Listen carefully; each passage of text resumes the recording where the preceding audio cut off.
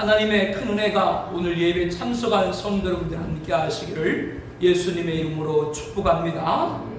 6월절에 어린 양의 피를 문설주에 뿌리고 허리에 띠를 띠고 발에 신을 신고 그 고기를 먹고 발교되지 아니한 밀가루 반죽을 담아서 급히 출애굽을 하면서도 이스라엘이 잊지 않은 것이 있었습니다.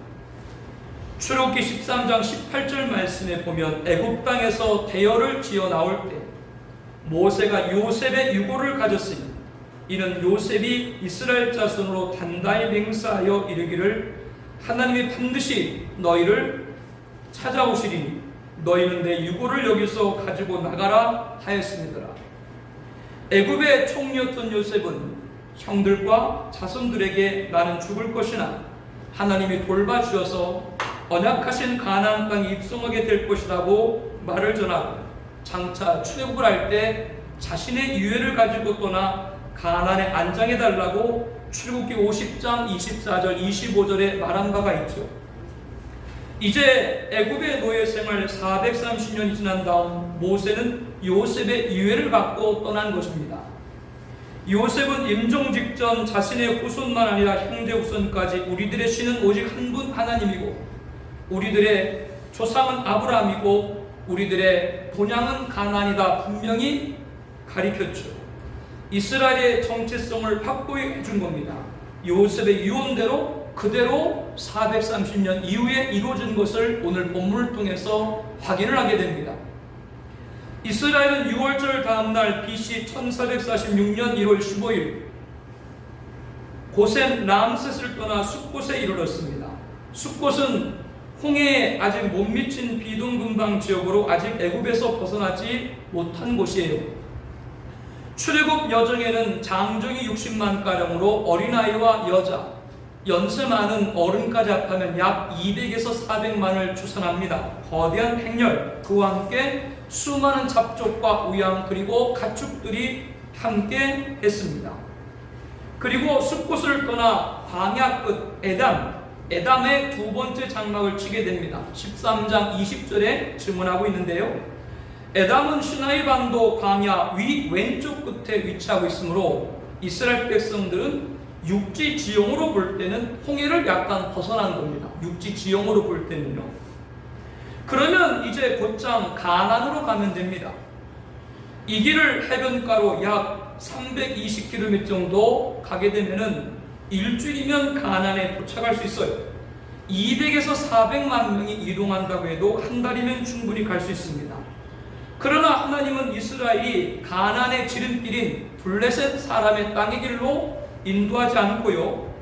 빙빙 돌아서 홍해 광야의 길로 돌렸습니다. 일부러 홍해 바다가 있는 역방향으로 꺾고 아래로 내려오도록 한 거죠. 그렇게 하지 않고 곧장 나아갈 수 있지 않나? 이스라엘이 자기 마음대로 할 수 있지 않나? 그렇게 우리가 생각할 수 있는데요. 출애굽기 13장 21절 말씀부터 보게 되면 여호와께서 그들 앞에서 가시며 낮에는 구름기둥으로 그들의 길을 인도하시고 밤에는 불기둥으로 그들에게 비추사 낮이나 밤이나 진행하게 하시니 낮에는 구름기둥 밤에는 불기둥이 백성 앞에서 떠나지 아니하리라. 이스라엘 행렬 맨 앞에 낮에는 구름기둥 밤에는 불기둥이 인도한 대로 따라갔기 때문에 이스라엘은 자신들의 판단과 의지대로 나아갈 길을 결정할 수 없었던 것이죠. 14장 1절부터 보게 되면 여호와께서 모세에게 말씀하여 이르시되 이스라엘 자손에게 명령하여 돌이켜 바다와 믹돌 사이에 비학 히로다 곧 바알수본 맞은편 바닷가에 장막을 치게 하라 라고 말씀합니다. 하나님은 지름길을 놔두고 먼 길을 돌이켜 예전에 우리가 사용하던 대역 한글 성경에는 돌쳐서로 번역을 했죠. 시나이 반도 위 왼쪽 끝인 에담에서 다시 믹돌 비앗 히롯으로 가도록 한 겁니다.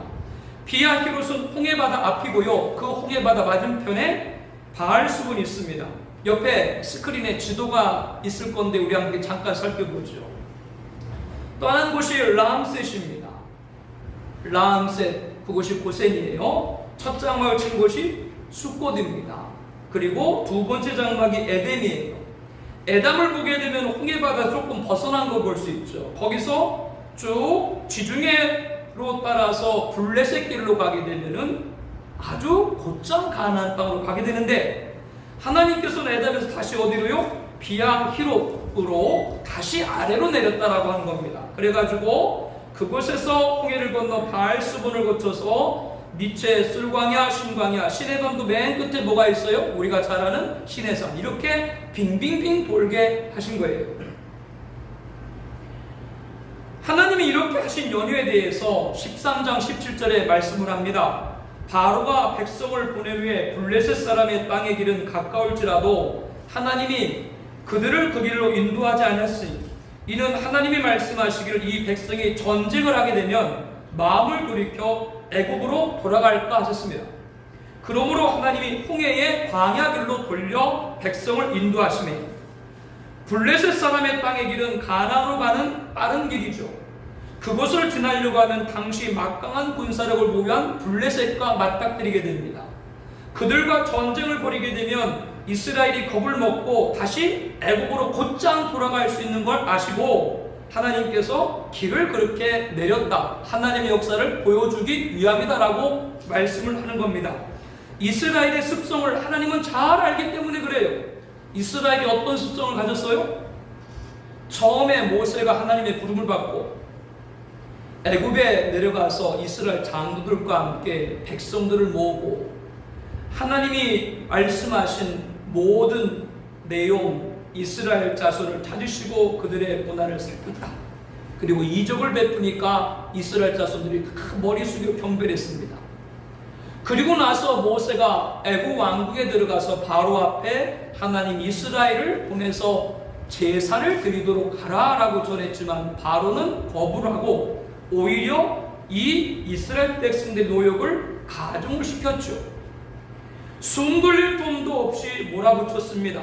너무나 심한 압박에 견딜 수 없었던 이스라엘의 계획원들이 바로에게 직접 찾아가서 어떻게 벽돌을 만드는데 집을 주지 않고 집까지 구하라고 해놓고서는 수량은 그대로 하라고 하면 이것은 우리가 게으른 것이 아니라 애굽 당신의 백성들이 게으른 겁니다 라면서 노역을 덜해줄 거를 요청했지만 바로가 뭐라 그래요?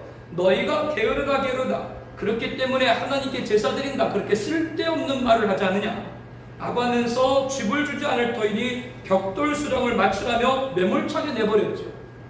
이스라엘 계략원들이 바로를 찾아갔다가 오히려 책망만 듣고 하나의 성과도 갖지 못하고 왕궁으로 나오는 길에 누구랑 마주쳐요? 모세와 마주치게 되는데, 모세에게 이스라엘 계략원들이 뭐라 그래요? 우리가 이렇게 더 중한 고통을 받은 것은 당신 때문이니 하나님이 모세에게 벌 주기를 원한다면서 저주를 쏟아붓죠. 이 모세를 이스라엘 인도자가 아니라 반역자로 몰아붙인 겁니다. 이러한 원망의 이스라엘의 습성을 잘 아신 하나님께서는 블레셋 길로 가다가 블레셋과 전쟁을 해서 겁을 먹고 원망하고 다시 애굽으로 곧장 돌아갈까봐 일부러 길을 돌려서 홍해 바다 앞에 장막을 치도록 한 거예요. 이러한 위치에서 애국 군대가 쳐들어오면 그들의 칼날에 죽든지 바다에 빠지든지 방법이 없는 거예요. 다른 퇴로를 막아놓고 하나님의 역사를 보여주기 위해서 일부러 길을 홍해 방향으로 틀도록 한 거죠. 한편 이러한 하나님의 계획을 알지 못했던 바로는 이스라엘 자손에 대하여 말하기를 그들이 그 땅에서 멀리 떠나 광야에 갇힌 바 되었다 라고 14장 3절에 말합니다. 바로는 어떤 생각을 한 거예요? 이스라엘이 홍해 바다 앞에 갔으니까 꼼짝없이 이제는 갇히는 신사가 됐다라고 판단을 하게 한 거죠. 누가 그렇게 하도록 한 거예요? 하나님이 그렇게 하도록 한 겁니다. 하나님은 위대한 역사를 위해서 14장 4절에 말씀합니다. 내가 바로의 마음을 완악하게 한즉 바로가 그의 뒤를 따르니 내가 그와 그의 온 군대를 말미암아 영광을 얻어 애굽 사람들이 나를 여호와인 줄 알게 하리라 하심에 무리가 그대로 행하니라 라고 말씀을 하고 있죠. 이 말씀에서 하나님이 이스라엘의 가나안의 길을 왜 돌리게 하게 하셨는지 답을 우리가 알 수가 있습니다. 바로와 그의 군대로 말미암아 하나님은 영광 받으시고 애굽 사람들이 하나님만을 여호와 유일신으로 알도록 하기 위함입니다. 하나님은 하나님은 10번째 재앙을 내리면서 출애굽기 12장 12절에 애굽 땅에 있는 모든 처음 난 것을 다 치고 애굽의 모든 신을 내가 심판하리라 라고 말씀하셨죠. 애굽이 섬기던 나일강의 시내부터 모든 우상들을 10가지 제형으로 하나하나씩 차례대로 다 무너뜨렸습니다. 그래서 하나님은 이스라엘을 홍해로 돌린 겁니다. 본문에 2번에 반복해서 돌려 백성을 인도하십니다. 이스라엘 자손에게 명령하여 돌이켜 라고 말씀을 하고 있는 거죠. 홍해 광야의 길로 인도하실 때 하나님은 이렇게 하나님이 유일신임을 애굽 세상에 알도록 하기 위함이다 라고 이끄신 겁니다. 이도 저도 할 수 없는 상황으로 바로가 보기에는 이제 잡을 수 있겠다 판단하도록 만든 거죠. 이렇게 하나님의 영광을 위해서 세상에 하나님을 알도록 하기 위해서 이스라엘은 하나님의 거룩한 도구가 된 거예요. 오늘도 하나님께서는 지름길인 블레셋 사람의 땅의 길이 아니라 머나먼 길 홍해 광야 길로 우리를 인도할 때가 있습니다. 하나님이 우리의 길을 돌리실 때 오늘 말씀을 기억하는 여러분 되기를 바랍니다. 하나님께서 나를 거룩한 도구로 사용하기 위함이라는 것을 알아야 돼요. 이사야 43장 21절에 이 백성은 내가 나를 위하여 지었나니 나를 찬송하게 하려 함이니라. 하나님은 우리를 하나님을 위하여 창조하였다라고 말씀합니다. 우리가 하나님을 찬송, 영광을 올리도록 하게 하겠다라고 말씀을 하고 계신 거죠. 이러한 창조자 하나님과 피조물 사람의 관계를 거부하는 자들이 있습니다. 그들은 자신들이 마치 자신의 생명의 주체인 것처럼 매이기를 싫어해요. 그래서 하나님의 도구로 사용되는 것을 원하지 않습니다. 그러나 하나님 창조자와 사람 피조물의 관계는 변할 수가 없어요. 이것을 빨리 깨달아야 지혜자인 거예요. 하나님은 애굽이 하나님의 유일하신 분임을 알도록 하기 위해 하나님의 거룩한 도구로 이스라엘을 홍해로 돌아가도록 했는데요. 구원은 누가 받았어요? 이스라엘이 받았죠. 즉 이스라엘을 도구로 사용한 것은 결국 누구를 위한 거예요? 이스라엘을 구원하기 위함이라고 하는 영적 원리를 잘 깨달아야 됩니다. 하나님, 저에게를 왜 돌리십니까? 세상에 하나님을 알도록 하기 위함이다. 그래서 너를 나의 도구로 삼았다. 하나님, 왜 하필이면 제가 하나님의 도구가 되어야 됩니까? 내가 도구가 되어야 너를 구원할 수 있다. 하나님의 음성을 듣는 여러분 되길 바랍니다. 나의 가정과 기업이 하나님의 돌이키신 것인지도 모릅니다. 그렇게 말씀드릴 수 있는 것은 나의 뜻대로 나의 가정과 기업이 되는 것이 아니잖아요. 어쩌면 앞으로도 나의 가정과 기업이 내 소원대로 이루어지지 않을 수도 있습니다. 그러나 가정과 기업의 나를 거룩한 도구로 사용하시고자 하는 하나님의 뜻이 있는 줄로 믿습니다. 결국 누구를 위한 거라고요? 나를 위한 거예요. 그리고 하나님이 돌이키셨기 때문에 청합이전교회를 내가 섬기고 있다라고 말씀을 할 수가 있습니다.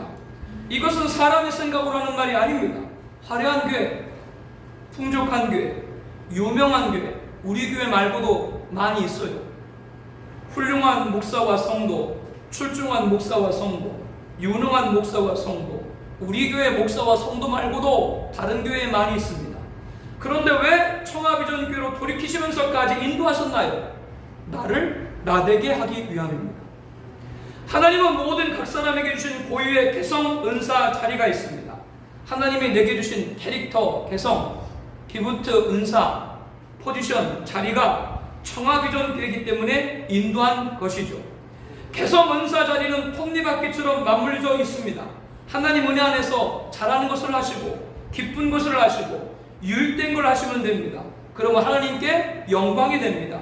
그것을 찾는 것이 하나님 왜 내게 그 많고 많은 교회 가운데 청합이전교회로 인도했나요? 라는 질문에 답이 될 겁니다. 나를 나되게 하기 위함이죠. 끝까지 그렇게 아멘을 안 하고 버티고 있으면 어떻게 하겠다는 거예요? 뭐 나랑 CD를 한번 하겠다는 거예요? 하나님이 그렇게 말씀을 하면 아멘을 하셔야 되지. 저 목사는 겁박을 한다고.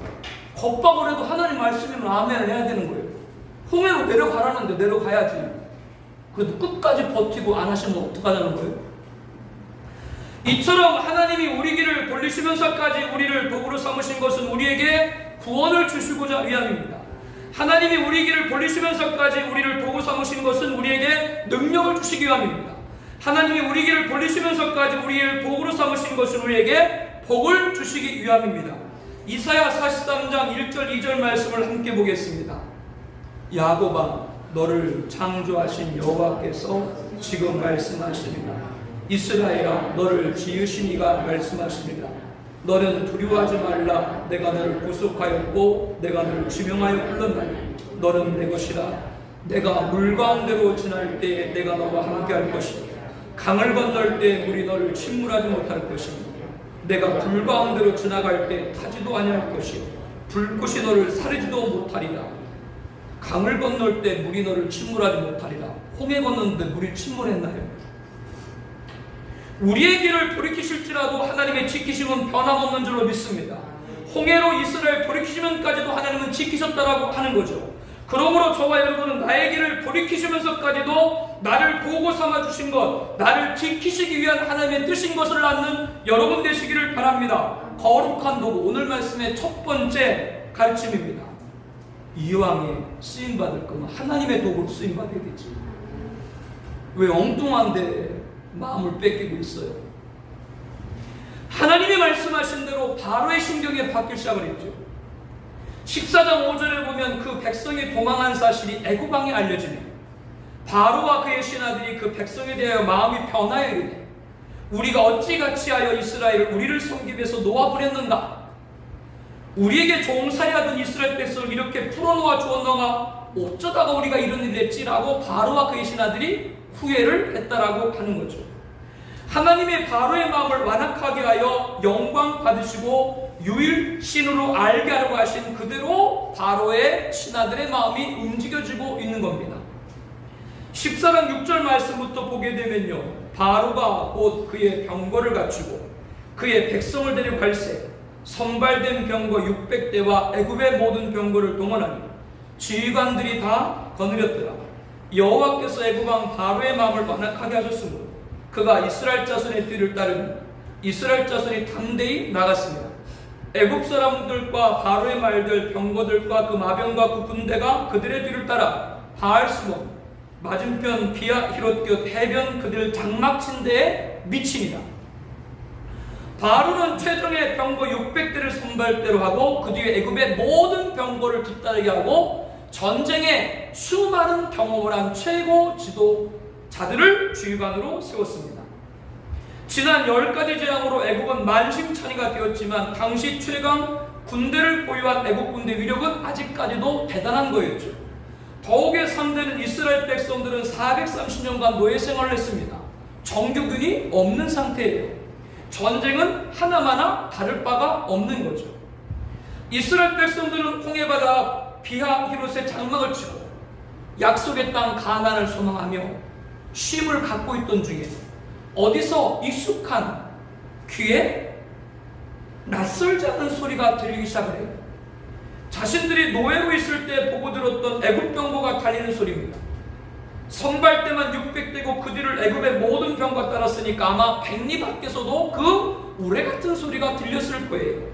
점점점 이스라엘 장막을 향해 추격해오는 애굽 병거가 이스라엘 장막과 가까워지기를 시작을 했습니다. 14장 10절에 바로가 가까이 올 때 이스라엘 자손이 눈을 들어본 중 애굽 사람들이 자기의 뒤를 잃은지라 이스라엘 자손이 심히 두려워하여 여호와께 부르짖고 그들이 또 모세에게 이르되 애굽에 매장지가 없어 당신이 우리를 이끌어 내어 이 광야에서 죽게 하느냐?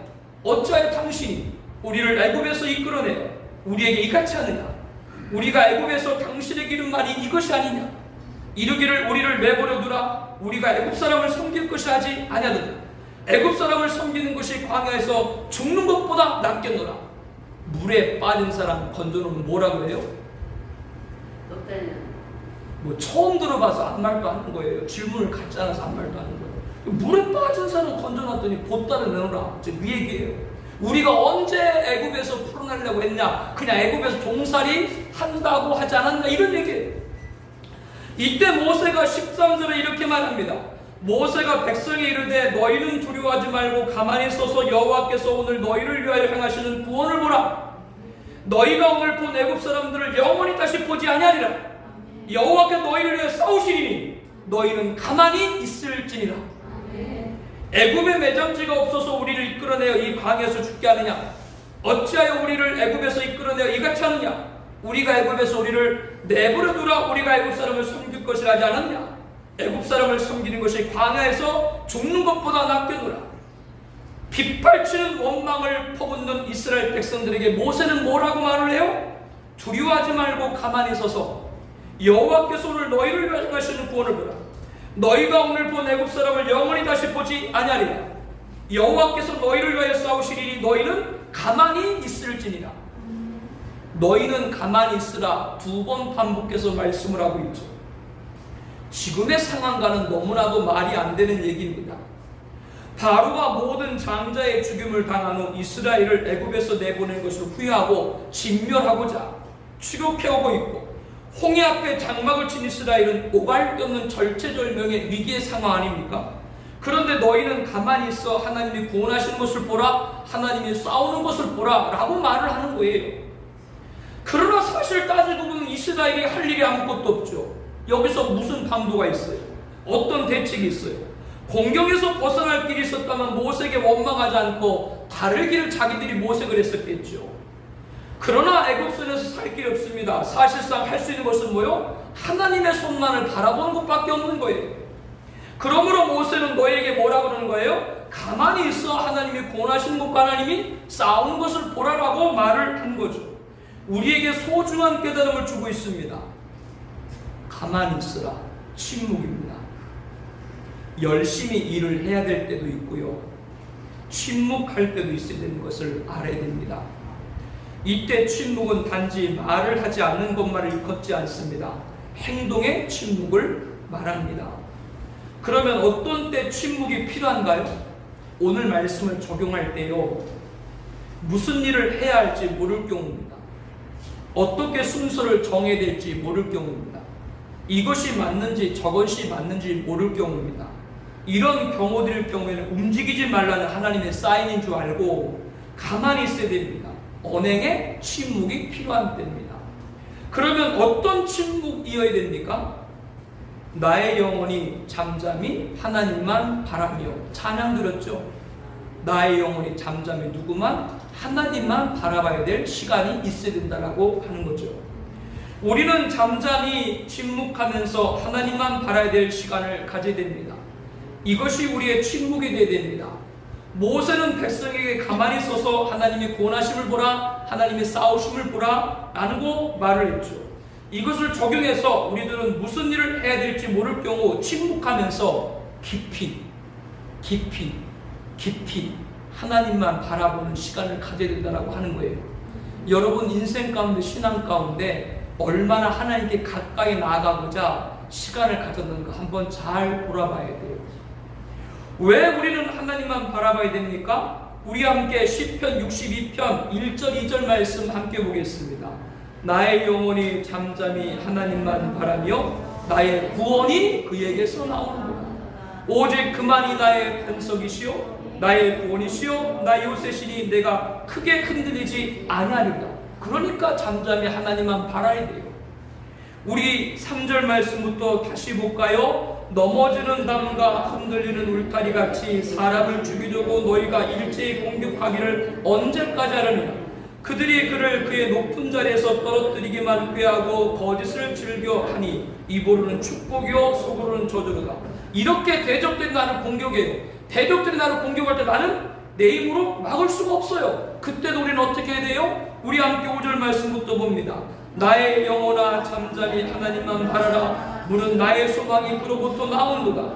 오직 그만이 나의 반석이시요 나의 구원이시요 나의 요새시니 내가 흔들리지 아니하노라.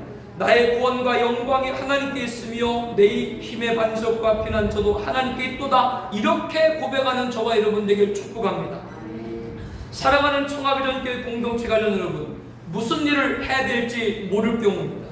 어떻게 순서를 정해야 될지 모를 경우입니다. 이것이 맞는지 저것이 맞는지 모를 경우입니다. 이러한 경우에는 움직이지 말라는 하나님의 사인인 줄 알고 잠잠히 하나님만 바라는 시간을 충분히 가져야 돼요. 충분히 가져야 된다고요. 하나님만이 나의 반석, 나의 구원, 나의 요새인 줄로 믿습니다. 나의 구원과 영광은 하나님께 있는 줄로 믿습니다. 다음 장 출애굽기 15장에 보면 모세가 출애굽의 노래를 부르는데, 홍해를 건너는 노래를 부르는데 이 노래를 그대로 불러요. 나의 구원. 시편에 다윗만 고백하는 것이 아니라 모세도 그와 같이 고백을 합니다. 침묵은 언행의 침묵이지 간구의 침묵이 아니에요. 기도하지 말라는 거 아니에요. 여러분들 기도 시간을 통해서, 말씀 시간을 통해서, 찬송 시간을 통해서 하나님의 일하심을 갈망하며 하나님만을 바라볼 수 있기를 축복합니다. 반드시 하나님이 구원하시고 싸우셔서 나를 구원하시고 하나님께 있음을, 구원과 영광이 하나님께 있음을 보게 될 겁니다. 오늘 말씀의 두 번째 가르침입니다. 거룩한 침묵입니다. 우리가 합독해서 공독했던 15절 말씀부터 보게 되면요, 여호와께서 모세에게 이르시되 너는 어찌하여 내게 부르짖느냐, 이스라엘 자손에게 명령하여 앞으로 나아가게 하고 지팡이를 들고 손을 바다 위로 내밀어 그것이 갈라지게 하라. 이스라엘 자손이 바다 가운데서 마른 땅으로 행하리라. 내가 애굽 사람들의 마음을 완악하게 할 것인즉 그들이 그 뒤를 따라 들어갈 것이라. 내가 바로와 그의 모든 군대와 그의 병거와 마병으로 말미암아 영광을 얻으리니 내가 바로와 그의 병거와 마병으로 말미암아 영광 얻을 때에야 애굽 사람들이 나를 여호와인 줄 아니라. 하나님은 애굽 사람들의 마음을 완악하게 하여 바로와 그의 모든 군대와 그의 병거와 마병으로 말미암아 영광은 얻을 것이라고 하였습니다. 이를 통하여 애굽이 하나님만을 여호와 유일신임을 알도록 하게 했다라고 했습니다. 이렇게 재차 두 번 반복해서 말씀하신 이후에 이를 위해서 거룩한 도구가 된 이스라엘, 거룩한 침묵을 갖게 한 이스라엘에게 이제는 명령해서 뭐라고 말씀해요? 이제는 앞으로 나아가라. 하나님이 나아가라고 할 때 나아가는 여러분 되길 바랍니다. 지금 추격해 오고 있는 애굽을 뒤로 하고 앞으로 나아가면 어디로 가란 말이에요? 홍해 바다입니다. 바다로 나아가라는 거죠. 그러시고는 모세가 지팡이를 들고 손을 바다 위로 내밀면 홍해가 갈라질 것이라고 하십니다.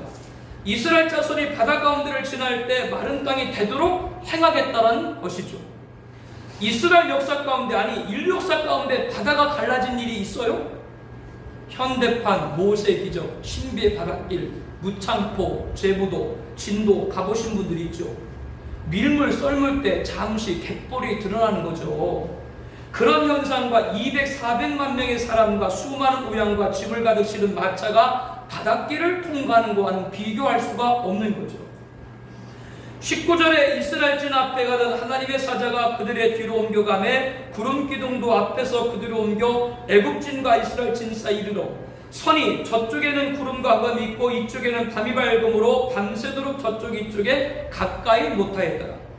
하나님은 항상 이스라엘 진 앞에 가던 하나님의 천사를 이스라엘 진 뒤로 옮기고 그와 함께 구름 기둥도 이스라엘 진 뒤로 옮겨지게 됩니다. 추격해 오던 애국 군대와 이스라엘 진영 장막 사이에 구름 기둥이 딱 갈라놓은 거죠. 애국 진영은 밤새도록 흑암으로 더 나가지 못하게 하셨고 이스라엘 진은 밤인데도 대낮같이 밝게 하셔서 홍해를 건널 모든 준비를 하게 하신 겁니다. 21절 말씀에 모세가 바다 위로 손을 내밀매 여호와께서 큰 동풍에 밤새도록 바닷물을 물러가게 하신 물이 갈라져 바다가 마른 땅이 된지라 이스라엘 자손이 바다 가운데를 육지로 걸어가고 물은 그들의 좌우에 벽이 됩니다. 하나님이 보내신 큰 동풍이 밤새 불어서 바닷물을 물러가게 하시고 물이 갈라져 바다가 마른 땅이 되고 물이 좌우벽이 되어 이스라엘은 바다 가운데를 육지처럼 걸어가도록 한 겁니다. 23절에 애굽 사람들과 바로의 말들과 병거들과 그 마병들이 그들의 뒤를 추격하여 바다 가운데로 들어온지라.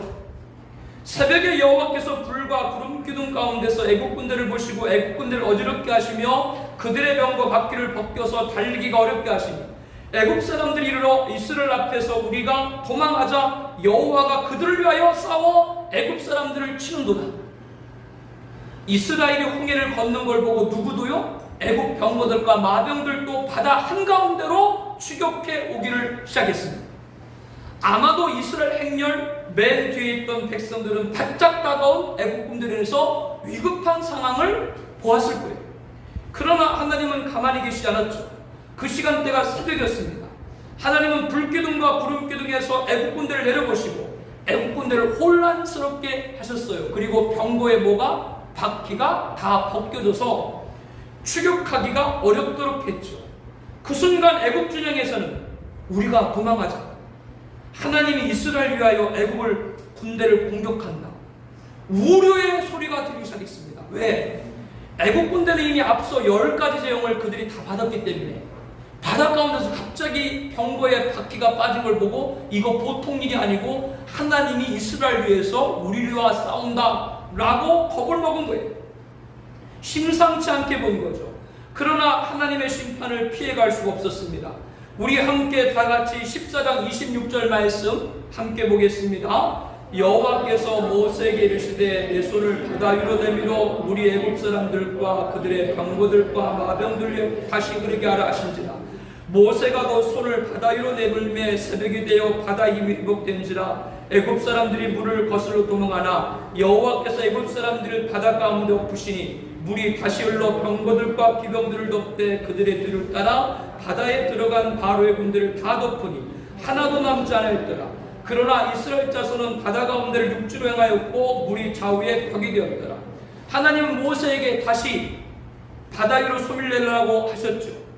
애굽 병거들과 마병들 위에 다시 물이 흐르도록 하라고 하셨습니다. 모세가 하나님 명령대로 하자 바다 힘이 회복됐죠. 갈라져 좌우벽이 됐던 물이 합쳐지기 시작했습니다. 애굽 군대는 어떻게 하든 물을 거슬려 도망치려 했지만 하나님께서 바다 가운데 엎으셨죠. 이스라엘 뒤따라 바다 들어간 애굽 병거들과 기병들은 거센 바다가 덮쳤고 하나도 남은 자가 없이 다 수장이 되었습니다. 그 가운데서도 하나님께서는 이스라엘 맨 마지막 행렬이 바다를 빠져나올 때까지 물이 좌우벽이 되도록 보호하셨습니다. 30절 말씀 함께 봅니다. 그날에 여호와께서 이같이 이스라엘 애굽 사람의 손에서 구원하시며 이스라엘이 바닷가에서 애굽 사람들이 죽어있는 것을 보았더라. 이스라엘이 여호와께서 애굽 사람들에게 행하신 그 큰 능력을 보았으므로 백성이 여호와를 경외하며 여호와 그의 종 모세를 믿었더라. 이렇게 출애굽의 대단원은 홍해를 건너는 역사의 대단원은 종료됩니다. 하나님은 대역사를 통해서 애굽이 하나님만을, 세상이 여호와를 유일신으로 알게 하도록 하셨고 영광을 받으셨으며 이스라엘이 하나님만을 경외하도록 한 거죠. 홍해를 건너는 대역사는 여호와께서 모세에게 이스라엘 자손에게 명령하여 앞으로 나아가게 하라, 여기부터 시작됩니다. 하나님의 명령을 모세는 이스라엘에 선포했죠. 그들은 살고 싶으면 바다에 발을 디뎌야 해요. 하나님은 밤새 동풍으로 바다를 가르시고 물이 좌우벽이 되게 하고 바다를 육지처럼 만들었습니다. 우리가 보기엔 이렇게 모든 준비가 됐으니까 바다를 다 건널 수 있었지 않나 생각할 수 있었지만 이스라엘은 갈라진 바다가 다시 합해지면 어떨까라는 불안을 떨쳐버릴 수가 없었겠죠. 여러분 어때요? 가라면 그냥 가요? 여보 당신이 먼저 가봐, 그러겠지. 그래서 모세는 두려워하지 말고 오늘 너희를 위하여 행하시는 구원을 보라 라고 말하는 거죠. 그러므로 하나님이 행하시는 구원을 얻고자 하는 자는 홍해를 반드시 건너야 됩니다. 고린도전서 10장 1절 2절에 우리 조상들이 다 홍해바다 가운데로 지나며 모세에게 속하여 홍해바다에서 세례를 받았다라고 말씀합니다. 이스라엘이 홍해를 건너는 것을 뭐라고 말씀하고 있는 거예요? 세례라고 말씀을 하고 있는 거죠. 하나님은 이스라엘이 홍해를 건너가게 하셔서 애굽 노예 생활의 결박을 푸시고 바로에게서 해방시킨 줄로 믿습니다. 예수님은 십자가 죽음을 통해서 죽음의 세력을 잡은 마귀를 멸하셨습니다. 죄의 결과인 죽음 사망을 이기셨습니다. 본래 우리들은 죄의 종이었지만 이제는 죄로부터 해방되었습니다. 그래서 성경을 홍해를 뭐라고 말하는 거예요? 세례. 오늘 우리들에게는 홍해가 뭐예요? 세례입니다. 죄의 죽음으로부터 해방되었기 때문이죠. 우리가 그의 죽으심과 합하여 세례를 받음으로 그와 함께 장사되었나니 이는 아버지 영광으로 말미암아 그리스도를 죽은 자 가운데서 살리신 것 같이 우리로 또한 새 생명 가운데서 행하게 하려 함이라고 로마서 6장 4절에 말씀합니다. 세례를 통하여 예수님을 믿음으로 죄에서 죽음에서 해방되었고 새 생명 되었습니다. 이렇게 인정하는 고백이 세례인 줄로 압니다. 홍해는 세례를 예표하는 거예요. 우리는 세례를 받았습니다. 여러분 세례를 누구 이름으로 받았어요? 예수님의 이름으로 받았죠.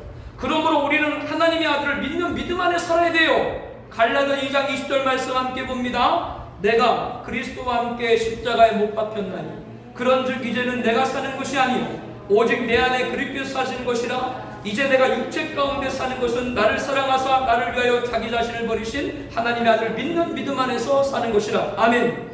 나를 사랑하사 나를 위하여 자기를 버리신 하나님의 아들을 믿는 믿음 안에서 사는 것이라. 아멘. 이스라엘이 가나안으로 가기 위해서는 반드시 홍해를 건너야 됩니다. 우리의 가나안은 뭐예요? 천국이죠. 하나님의 아들을 믿는 믿음 안에서 사는 자가 되었습니다. 그러므로 하나님의 아들 예수님만이 아버지가 계신 하나님이 계신 천국으로 이끄실 줄을 믿습니다. 그러므로 우리들은 하나님의 아들을 믿는 믿음만을 가지고 살아야 돼요. 애굽의 모든 신들은 무너졌죠. 그러한 신을 믿는 것과 하나님의 아들을 믿는 건 달라요. 그렇기 때문에 우리들의 믿음은 거룩한 믿음입니다. 오늘 말씀의 세 번째 가르침입니다. 거룩한 믿음이라고 하는 거죠. 지난 주일 3부 예배에 말씀을 드렸어요. 갈수록 진부한 문명과 발달한 의술로 따라잡을 수 없는 전염병의 대유행, 기후재앙, 테러 분쟁, 이것은 재난의 시작이라고 하셨습니다. 지금도 우리에게 감당할 수 없는 재난들인데 앞으로 큰 재난, 주님 오시기 전에 받게 될 대환란의 전조라고 말씀을 하는 것이죠. 그런데 그때 사람들이 너희를 환란에 넘겨주겠으며 너희를 죽이리니 너희가 내 이름 때문에 모든 민족에게 미움을 받으리라. 그때 많은 사람이 실족하게 되어 서로 잡아주고 서로 미워하겠습니다. 여러분, 전염병 대유행, 기후재앙, 테러 분쟁하고 교회가 관계가 있어요, 없어요? 교회가 아무 관계가 없는데 그때가 되면은 우리가 이렇게 세상에서 환란에 넘겨지게 됐고 고난을 받게 될 거라고 주님은 말씀을 하고 있습니다. 이미 우리는 코로나 팬데믹을 통해서 당하고 있죠. 교회하고 코로나가 무슨 관계예요? 근데 왜 교회가 공격을 받냐고? 밑도 끝도 없어. 밑도 끝도 없는데 모든 환란이 있을 때 어디로 공격이 다 교회로 갈 거라고 주님은 미리 말씀하고 있어요. 이러한 때 예수님께서는 우리들에게 뭐라고 말씀하셨냐면요, 하나님의 아들을 믿는 믿음으로 끝까지 견디는 자는 구원을 얻으리라 하며 이것을 말씀하고 계시고, 이렇게 우리들은 믿음을 지켜야 되는 것과 함께 이 천국 복음이 모든 민족에게 증언되기 위하여 온 세상에 전파되리니 그제야 끝이 오리라 라면서 우리에게 천국 복음을 전파라고 말씀을 하고 계신 겁니다. 하나님이 행하시는 구원을 얻고자 하는 자는 반드시 홍해를 건너야 됩니다. 홍해는 새를 예표하죠. 하나님 주시는 구원을 얻기 위해서는 반드시 예수님을 믿어야 됩니다. 가나안으로 가기 위해서는 반드시 홍해를 건너야 됩니다. 우리들의 가나안은 천국이죠. 천국까지 인도하는 분은 예수님밖에 없는 줄로 믿습니다. 그러므로 우리들은 그 믿음을 지켜야 되고 그 믿음, 하나님의 아들을 믿는 믿음 안에서 살아야 됨을 전파해야 되는 거예요. 입을 여셔야 돼요. 다르면 안 돼요. 천국 복음입니다. 천국 복음이 온 세상에 전파되리니 끝이 오리라. 이제 그날이 가깝죠. 갈수록 강도가 더해가고 빈도가 좁아지는 창고라는 재앙을 통해서 주님은 우리들에게 이 말씀을 해주고 계신 겁니다. 홍해 대역사는 이스라엘 바다로 나아가는 시작했죠. 하나님의 밤새 동풍으로 바다를 가르시고 물이 좌우벽이 되게 하시고 바다를 육지처럼 만들고 모든 준비를 다 했어도 홍해를 건너지 않으면 안 돼요. 하나님께서 아들 예수님을 십자가 못 박고 모든 구원을 다 준비했어도 우리가 누구를 믿지 않으면 예수님 믿지 않으면 안 되는 거예요. 오늘 또 홍해를 건너길 주저하는 자들에게 하나님께서 명령하여 홍해 바다 앞으로 나아가게 하라 라고 말씀했죠. 그와 같이 아직도 예수 믿기를 주저하는 자들에게 예수 이름 앞에 나오라고 전해낼 줄을 믿습니다. 천국 복음입니다. 이제 세상에 전파되어 다가올 끝이 얼마 남지 않았습니다. 천국까지 인도하신 하나님의 아들의 믿는 믿음, 그 믿음 안에 우리는 살아야 되고 그 믿음을 전파해야 됩니다. 그럴 때 홍해의 기적이 우리 가정과 기업 그리고 우리 청합인에게 나타날 줄로 믿습니다. 우리 시간 함께 통성으로 기도합니다. 첫 번째, 거룩한 도구죠. 하나님이 이스라엘의 길을 돌이켜서 홍해로 가게 하신 것은 애굽이 여호와가 유일한 신임을 알도록 하기 위함입니다. 세상이 하나님을 알도록 하기 위해서 이스라엘을 도구로 사용한 거죠. 그런데 결과는 누가 구원받았어요? 이스라엘이 구원받았습니다. 하나님은 우리를 돌이켜서 지금의 가정과 기업에 있게 한 겁니다. 하나님의 거룩한 도구가 되기 위함이고 나를 구원하기 위함인 거죠. 하나님이 돌이켜서 청합이전교회에 있게 하신 것은 나를 나되게 하기 위함입니다. 나에게 복을 주시기 위함입니다. 나를 나되게 하려고 돌이키시면서까지 청합이전교회 인도하신 것 감사합니다. 내게 주신 개성과 은사가 잘 찾아 은혜 안에서 기쁘게 감당해서 하나님께 영광되게 하여 주옵소서. 이렇게 첫 번째로 기도합니다. 두 번째는 거룩한 침묵입니다. 홍해가 앞에 있고 애국 군대가 뒤에서 추격하는데 너희는 가만히 있어 하나님의 구원하심과 싸우시는 것을 보라 라고 합니다. 우리는 무슨 일을 해야 될지 모를 경우 침묵해야 됩니다. 나의 영혼이 잠잠히 누구만을? 하나님만을 바라야 됩니다. 어떤 순서를 정해야 될지 모를 때 침묵하며 하나님께 가까이 나오는 사인인 줄 알아야 돼요.